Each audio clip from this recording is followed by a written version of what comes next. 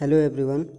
Today we discuss about the pressure losses in a duct कि जो duct हम लोग पढ़ चुके हैं उसमें कितना प्रेशर लॉस होता है और कौन कौन सा प्रेशर लॉस होगा उन सब के बारे में पढ़ेंगे और एयर डिस्ट्रीब्यूशन सिस्टम के बारे में भी पढ़ लेंगे। ठीक है, हम लोग pressure losses in a duct पढ़ेंगे और एयर डिस्ट्रीब्यूशन सिस्टम के बारे में पढ़ेंगे। तो सबसे पहले pressure losses in a duct कि डक्ट में टोटल कितना प्रेशर लॉस होता है उसके बारे में देख लेते हैं। तो हम लोग के पास जो प्रेशर है ना, वो जब कोई भी एयर जब फ्लो करता है डक्ट से, हमारा जो डक्ट है, डक्ट क्या है, एक पाथ है, एक रास्ता प्रोवाइड करते हैं जिससे एयर को जो कंडीशन किया हुआ एयर है जिससे ह्यूमिडिटी या डीह्यूमिडिफाई हीटिंग जो साइकोमेट्रिक प्रॉपर्टी को जब बदल दिया जाता है तो उसको हम लोग बोलते हैं कंडीशनिंग करना। ठीक है, एयर कंडीशनिंग में जो कंडीशनिंग वर्ड है उसका मतलब होता है साइकोमेट्रिक प्रॉपर्टीज़ में कुछ परिवर्तन करके उसको अपने ह्यूमन कंफर्ट के हिसाब से लेके आ जाना।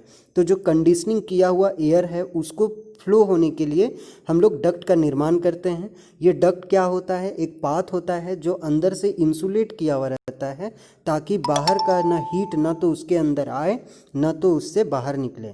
ठीक है, उसको मतलब इंसुलेट करके रखा जाता है। ठीक है, तो हम लोग जब वो डक्ट का निर्माण करते हैं तो वो जो डक्ट है वो उससे जब एयर फ्लो करता है तो उसमें जो प्रेशर है, चूँकि आपको पता है कि एयर का फ्लो तभी पॉसिबल है जब प्रेशर डिफरेंस होगा, तो उसमें जो प्रेशर का डिफरेंस है, प्रेशर जो है जिसकी वजह से मेरा एयर फ्लो कर रहा है उसमें उस एयर का क्या होगा, कुछ लॉसेस होगा। तो वो लॉसेस कितना टाइप का होगा और किस तरीके का लॉसेस होगा वो हम लोग जानते हैं। तो सबसे पहला जो लॉसेस होगा वो क्या होगा, due to the friction between the moving particle of air and the interior surface of duct. कि जो एयर पार्टिकल जब मूव करेगा उससे और जो मेरा डक्ट का इंटीरियर सरफेस है उसके बीच में एक फ्रिक्शन होगा। उस फ्रिक्शन के कारण क्या होगा, उस फ्रिक्शन के कारण उसमें जो उसका जो एनर्जी है ना, उसमें लॉस होएगा। जो स्पीड है उसका कैनेटिक एनर्जी वो लॉस होगा, है ना। तो वो प्रेशर जो है वो लॉस होगा, प्रेशर लॉस होगा। ठीक है, तो पहला जो लॉस हो गया, प्रेशर का जो लॉस हुआ वो किस लिए हुआ, due to the friction between the moving particle of air and the interior surface of the duct. कि ये फ्रिक्शन के कारण जो है वो मेरा प्रेशर डाउन होगा। ठीक है, पहला पॉइंट हो गया। When the losses of the pressure occur in the straight duct it is usually termed as friction loss. कि जब कोई स्ट्रेट डक्ट है, मेरा जो डक्ट है वो बिल्कुल सीधा है, स्ट्रेट है, तो उसमें क्या होगा, सिर्फ और सिर्फ फ्रिक्शन लॉस ही होगा। ठीक है, अगर कोई डक्ट में क्या हो, एल शेप का डक्ट हो, मान लीजिए कि आपका जो एक्सक्यूज़ मी, उसमें जो डक्ट का बना हुआ है वो डक्ट अगर आपका स्ट्रेट होगा तो इसमें सिर्फ फ्रिक्शन लॉस होगा। अगर वो डक्ट टेढ़ा हो इस तरह से, मतलब एल शेप का डक्ट हो, या फिर उसमें और भी नंबर्स ऑफ टर्निंग हो या कर्व डक्ट हो, तो इस तरीके का डक्ट में और भी दूसरे दूसरे टाइप का लॉसेस आएगा। ठीक है, लेकिन अगर वो स्ट्रेट होगा तो उसमें सिर्फ और सिर्फ फ्रिक्शन लॉस होगा। ओके, उसके बाद नेक्स्ट पॉइंट है कि जब हम लोग का एक दूसरा होता है डायनामिक लॉस।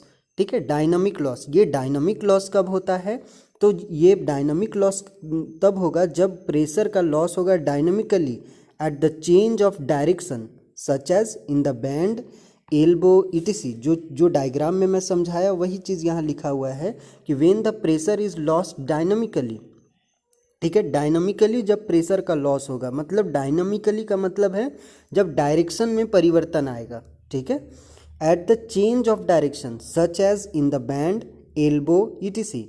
एल्बो क्या, एल्बो होता है ना जिसमें एल शेप का होगा, बैंड होगा अगर आपका डक्ट, तो भी उसमें डायनामिक लॉस होगा। And eight the change of cross section of the duct, अगर डक्ट का आप क्रॉस सेक्शन, मान लीजिए मोटा, एक बार आपका डक्ट आपका मोटा है, अचानक से आप उसको पतला करके यूज़ कर रहे हैं, तो इस तरह से जब जब आपका क्रॉस सेक्शनल एरिया में चेंज आएगा, परिवर्तन आएगा, उस समय भी प्रेशर लॉस होगा।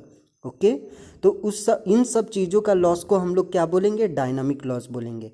अगर आप प्रेशर लॉस पढ़ चुके हैं तो pressure loss in A pipe आप पढ़ चुके हैं फ्लूइड में।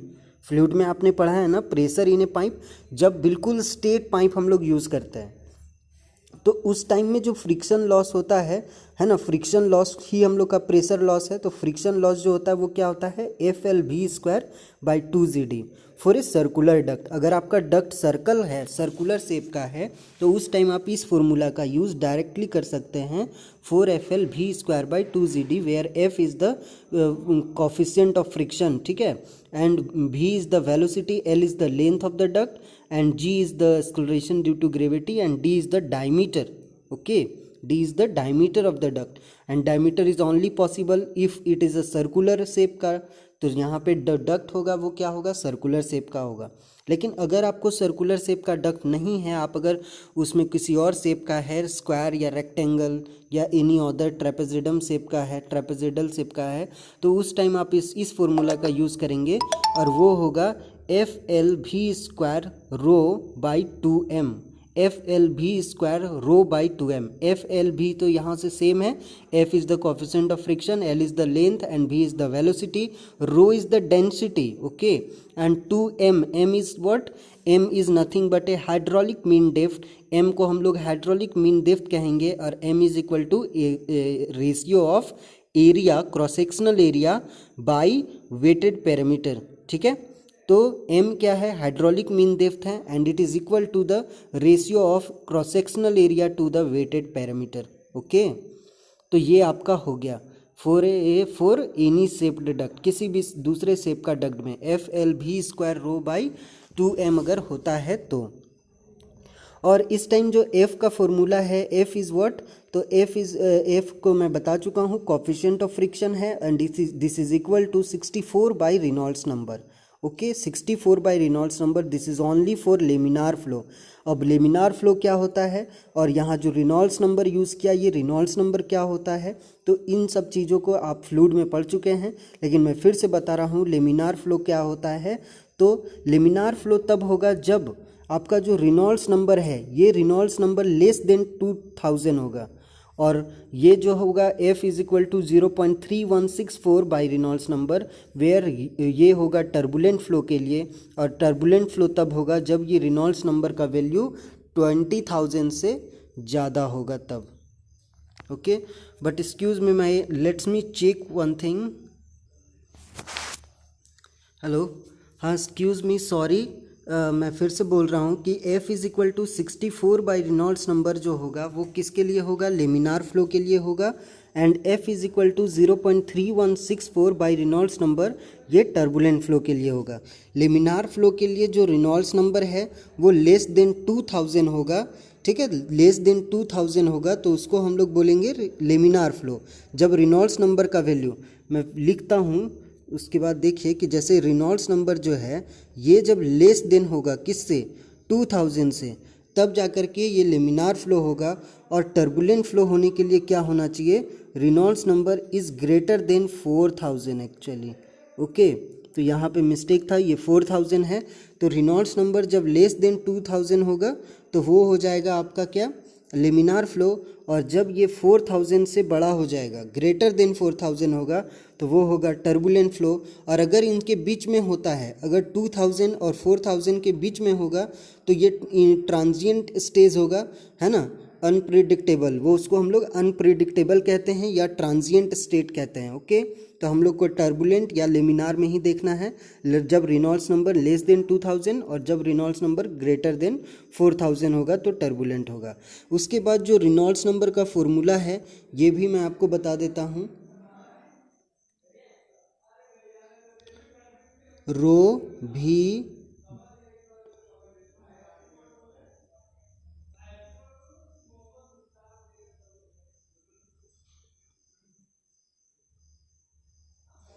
भी डी बाई म्यू, ओके, रो भी डी बाई म्यू, ये होता है रेनॉल्ड्स नंबर। आप हाइड्रोलिक में पढ़ चुके हैं, rho V D by mu, where rho is the density, V is the velocity, D is the diameter, and mu is nothing but a dynamic viscosity. Mu is what, dynamic viscosity. Mu क्या है, dynamic viscosity है। तो Reynolds number कितना हो जाएगा, rho V D by mu, rho V D by mu हो जाएगा Reynolds number, okay, rho V D by mu, this is our Reynolds number. इसके बाद इसके बाद नेक्स्ट है हम लोग का डायनामिक लॉसेस। अभी तक हम लोगों ने फ्रिक्शन लॉसेस देख चुका है ना, pressure loss due to the friction in a duct, friction के बारे में पढ़ लिए, दोनों फार्मूला के बारे में जान चुके हैं। अब हम लोग डायनामिक लॉसेस देखते हैं कि डायनामिक लॉसेस किस तरह से होता है। तो डायनामिक लॉसेस के बारे में हम लोग को पता है कि ये किस लिए होता है, तो चेंज इन डायरेक्शन की वजह से होता है, that is due to the bend, elbow, ETC, इन सब चीज़ों के रहने की वजह से ही डायनामिक लॉस होता है। ओके, नेक्स्ट पॉइंट है कि चेंज इन एरियाज और velocity that is due to the enlargement, contraction, suction and discharge, opening, dampers, ETC, इन सब की वजह से भी होता है डायनामिक लॉसेस। और डायनामिक लॉसेस का फॉर्मूला आपको पता होगा, डायनामिक प्रेशर का फॉर्मूला है कि P D is equal to K P V, ठीक है, K P V, where P V को हम लोग और इलोबरेट करने के बाद के क्या है, डायनामिक लॉस कोफिशिएंट है। के क्या है, डायनामिक लॉस कोफिशिएंट कहते हैं के को हम लोग, के को क्या कहते हैं, डायनामिक लॉस कोफिशिएंट कहते हैं। और यहाँ पी वी को जब हम लोग इलोबरेट करेंगे तो के भी बाई 4.04 का whole square in mm of water, चूँकि यहाँ प्रेशर है तो इसका यूनिट क्या होगा, mm ऑफ वाटर में आएगा, ठीक है, mm ऑफ वाटर में आएगा, वेयर भी इज़ द वेलोसिटी, भी इज़ द वेलोसिटी मीटर पर सेकेंड में आएगा। और के क्या होगा, डायनामिक लॉस कोफिशिएंट होगा। ये क्वेश्चन में अगर आप न्यूमेरिकल सॉल्व करेंगे तो के आपका गिवन होगा, क्योंकि दिस इज़ एक्सपेरिमेंटल डेटा।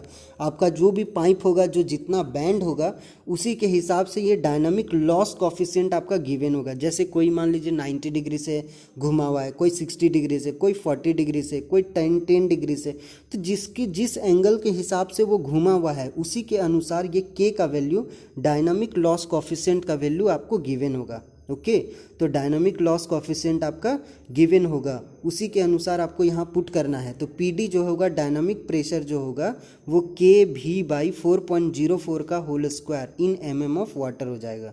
के भी बाई 4.04 का whole square in mm of water.